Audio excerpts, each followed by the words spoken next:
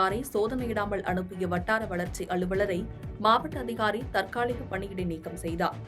தென்காசி மாவட்டம் சங்கரன்கோவில் திமுக சட்டமன்ற உறுப்பினர் ராஜா புளியங்குடி சாலையில் சென்றபொழுது அவரது காரை சோதனையிடாமல் தேர்தல் பறக்கும் படையினர் அனுப்பி வைத்தனர்.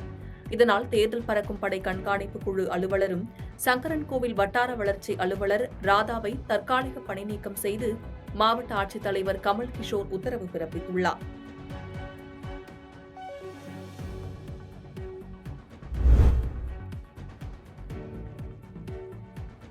பிரச்சார கூட்டத்தில் ஆம்புலன்ஸுக்கு வழிவிடக் கூறி உத்தரவிட்ட முன்னாள் அமைச்சர் KT ராஜேந்திர பாலாஜி. விருதுநகர் பாண்டிய நகர் பகுதியில் நாடாளுமன்ற தொகுதியில் போட்டியிடும் அதிமுக கூட்டணி தேமுதிக வேட்பாளர் விஜயபிரபாகரனுக்கு ஆதரவாக முன்னாள் அமைச்சர் KT ராஜேந்திர பாலாஜி தலைமையில் வாக்கு சேகரிப்பு நடைபெற்றது. பிரச்சாரத்தில் முன்னாள் அமைச்சர் KT ராஜேந்திர பாலாஜி மற்றும் நாடாளுமன்ற தொகுதி வேட்பாளர் விஜயபிரபாகரனுக்கு ஆதரவாக வாக்கு சேகரிப்பில் ஈடுபட்டுக் கொண்டிருந்தபோது அந்த வழியாக ஆம்புலன்ஸ் ஒன்று வந்தது. அந்த ஆம்புலன்ஸுக்கு வழிவிடக் கோரி முன்னாள் அமைச்சர் KT ராஜேந்திர பாலாஜி தொண்டர்களுக்கு உத்தரவிட்டார். இதையடுத்து அங்கு இருந்த தொண்டர்கள் ஆம்புலன்ஸுக்கு வழிவிட்டனர்.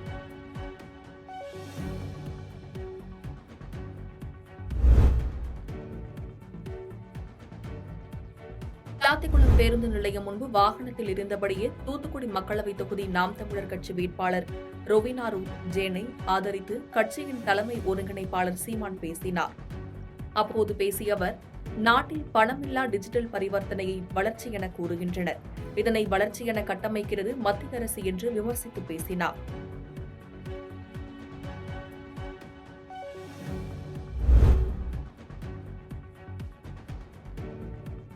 சேலம் மாவட்டம் எடப்பாடி சட்டமன்ற தொகுதிக்குட்பட்ட எடப்பாடி பேருந்து நிலையம், அதன் சுற்றுப்பகுதியில் உள்ள ரோட்டோர கடைகள் மற்றும் ஆட்டோ ஸ்டாண்ட் உள்ளிட்ட பொது இடங்களில் பாமக கட்சியினர் 100க்கும் மேற்பட்டோர் பொதுமக்களுக்கு துண்டு பிரசுரங்கள் வழங்கி மாம்பழ சின்னத்திற்கு ஓட்டு கேட்டு தீவிர வாக்கு சேகரிப்பில் ஈடுபட்டனர்.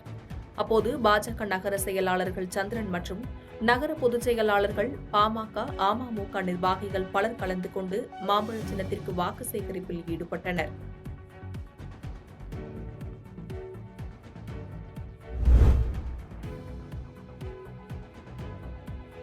கிருஷ்ணகிரி மாவட்டம் ஒசூரில் பறக்கும் படை அலுவலர் அப்ரா தலைமையில் ஜூஜுவாடி சோதனை சாவடியில் தேர்தல் பறக்கும் படையினர் வாகன தணிக்கையில் ஈடுபட்டனர். அப்போது ஒசூரை சேர்ந்த துணி வியாபாரி குமார் என்பவர் ஆவணங்கள் இன்றி 137 சட்டை துணிகள் பெங்களூரிலிருந்து உரிய ஆவணங்கள் இன்றி ஒசூருக்கு கொண்டு வந்தது தெரியவந்தது.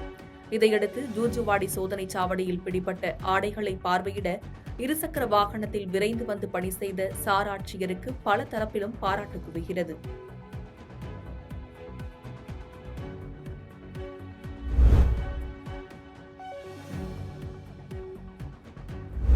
தமிழகம் முழுவதும் நாடாளுமன்ற தேர்தலுக்கான பரப்புரை சூடுபிடித்துள்ளது. இந்நிலையில் மயிலாடுதுறை நாடாளுமன்ற தொகுதியில் அதிமுக வேட்பாளர் பாபு தீவிர வாக்கு சேகரிப்பில் ஈடுபட்டார். மேலும் திறந்த வாகனத்தில் பிரச்சாரம் மேற்கொண்ட அவர் பின்னர் வீடு வீடாக சென்று துண்டு பிரசுரங்களை வழங்கினார். அப்போது பொதுமக்கள் அதிமுக வேட்பாளர் பாபுவிற்கு மலர் கிரீடம், சால்வை அணிவித்து பூக்களை தூவி வரவேற்பளித்தனர். மேலும் பெண்கள் ஆரத்தி எடுத்தும் வாழ்த்து தெரிவித்தனர்.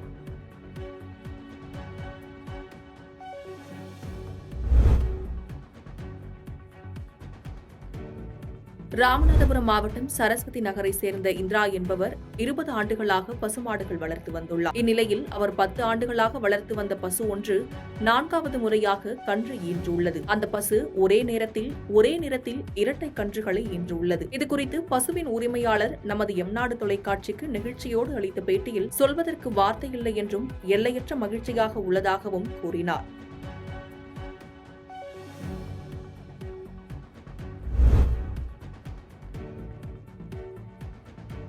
கடலூர் அருகே இரவு முழுவதும் பற்றி எரிந்த குப்பை கிடங்கால் பல கிலோமீட்டர் தூரத்திற்கு கரும்புகை பரவியது. கடலூர் மாவட்டம் வசந்தராயன் பாளையத்தில் மாநகராட்சி குப்பை கிடங்கு அமைந்துள்ளது. இந்நிலையில் இந்த குப்பை கிடங்கு திடீரென தீப்பிடித்து எரிய தொடங்கியது. தீ மளமளவென பரவி குப்பை கிடங்கு முழுவதும் பற்றி எரிய தொடங்கியதால் கரும்புகை பல கிலோமீட்டர் தூரம் வரை பரவியது. இதுகுறித்து அந்த பகுதி மக்கள் தீயணைப்பு துறையினருக்கு தகவல் தெரிவித்தனர். சம்பவ இடத்துக்கு விரைந்து வந்த தீயணைப்பு துறையினர் பல மணி நேரம் போராடியும் தீயை அணைக்க முடியவில்லை.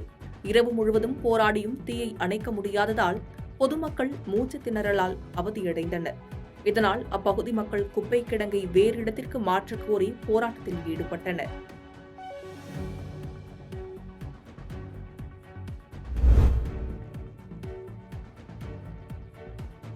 நாடாளுமன்ற தேர்தலை முன்னிட்டு அனைத்து கட்சி வேட்பாளர்களும் காலை முதலே தீவிர வாக்கு சேகரிப்பில் ஈடுபட்டு வருகின்றனர். இந்நிலையில் இந்தியா கூட்டணி சார்பில் கரூர் பாராளுமன்ற தொகுதி வேட்பாளர் செல்வி ஜோதிமணி பிரச்சாரத்தில் ஈடுபட்டார். அப்போது பேசிய அவர், மீண்டும் பிஜேபி தலைமையிலான அரசு அமைந்தால் இந்த தேர்தல் கடைசி தேர்தலாக கூட இருக்கலாம் என கூறினார். மேலும் தமிழக அரசு செய்த நலத்திட்டங்களை பொதுமக்களுக்கு எடுத்துக் கூறி கை சின்னத்திற்கு வாக்களிக்குமாறு கேட்டுக் கொண்டார்.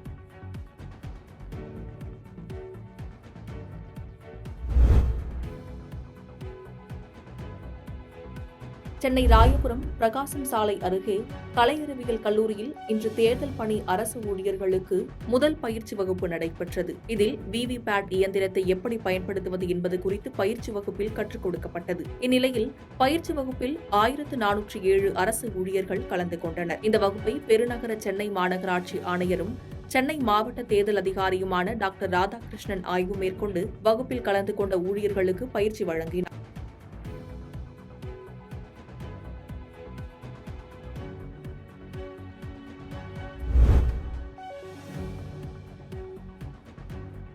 அரசு மருத்துவர் பதவியை துறந்துவிட்டு தேர்தலில் போட்டியிடுகிறேன் என வேலூர் அதிமுக வேட்பாளர் பசுபதி தெரிவித்துள்ளார்.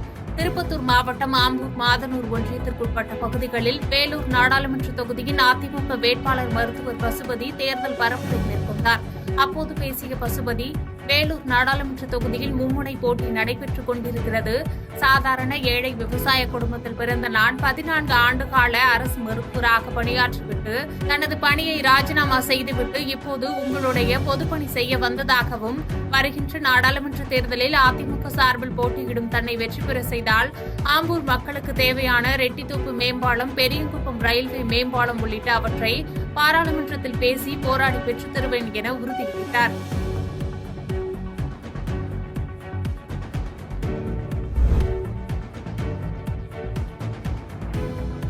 இந்தியா கூட்டணி ஆட்சிக்கு வந்தால் சிலிண்டர் விலை 500 ரூபாயாக குறைக்கப்படும் என கூறி திமுக வேட்பாளர் KE பிரகாஷ் தீவிர வாக்கு சேகரிப்பில் ஈடுபட்டார். ஈரோடு தொகுதியில் போட்டியிடும் திமுக வேட்பாளர் பிரகாஷ் உதயசூரியன் சின்னத்தில் போட்டியிடுகிறார்.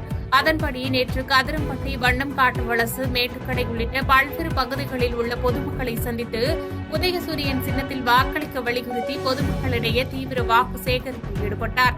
அப்போது மகளிர் குழுக்களுக்கு வட்டியில்லா கடன்கள் வழங்கப்படும் உள்ளிட்ட பல்வேறு வாக்குறுதிகளை வழங்கி பரப்புரையில் ஈடுபட்டார். இதனிடையே முன்னாள் அமைச்சர் தோப்பு வெங்கடாசலத்தை மரியாதை நிமித்தமாக சந்தித்து வாழ்த்துக்களை பெற்றுக் கொண்டார்.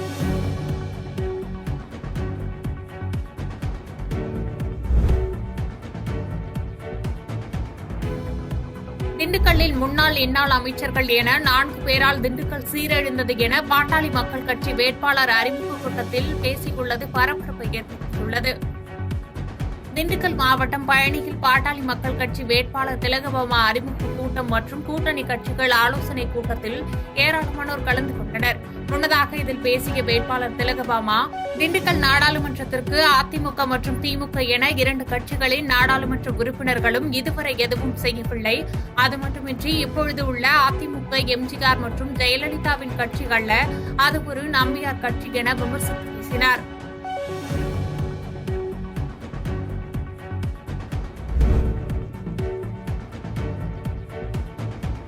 மத்திய துணை ராணுவப்படை மற்றும் காவலர்கள் அணிவகுப்பு கரூர் மாவட்ட காவல் கண்காணிப்பாளர் பிரபாகர் தலைமையில் நடைபெற்றது.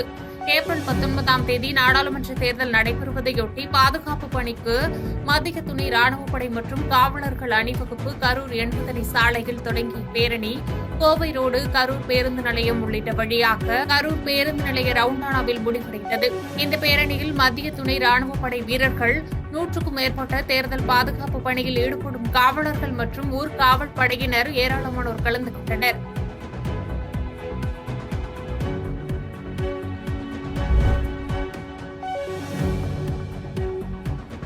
ஊத்தங்கரையில் கிருஷ்ணகிரி மக்களவை பாஜக வேட்பாளர் அறிமுக கூட்டம் நடைபெற்றது.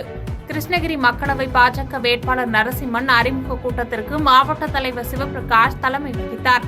முன்னதாக சட்டமன்ற தொகுதி பொறுப்பாளர் ராஜேந்திரன் மக்களவை வேட்பாளர் நரசிம்மனை அறிமுகம் செய்து வைத்து சிறப்புரையாற்றினார். அப்போது பாரத பிரதமர் நரேந்திர மோடி தமிழகத்திற்கு எண்ணற்ற திட்டங்களை வழங்கியுள்ளார். 11 மருத்துவக் கல்லூரிகளை தந்தவர் பாரத பிரதமர், மீண்டும் மோடி வேண்டும் மோடி என கோஷமிட்டனர். 3வது முறையாக நரேந்திர மோடி பிரதமராக வேண்டும் என பாஜக கூட்டணி கட்சியினரிடையே ஆதரவு கோரினர். பாதகம் செய்பவரை கண்டால் நாம் பயங்கொள்ளலாகாது பாப்பா. மோதி மிதித்து விடு பாப்பா, அவர் முகத்தில் உமிழ்ந்து விடு பாப்பா. அண்மை செய்திகளை உடனுக்குடன் தெரிந்து கொள்ள இணைந்திருங்கள் இயம்நாடு தொலைக்காட்சியுடன்.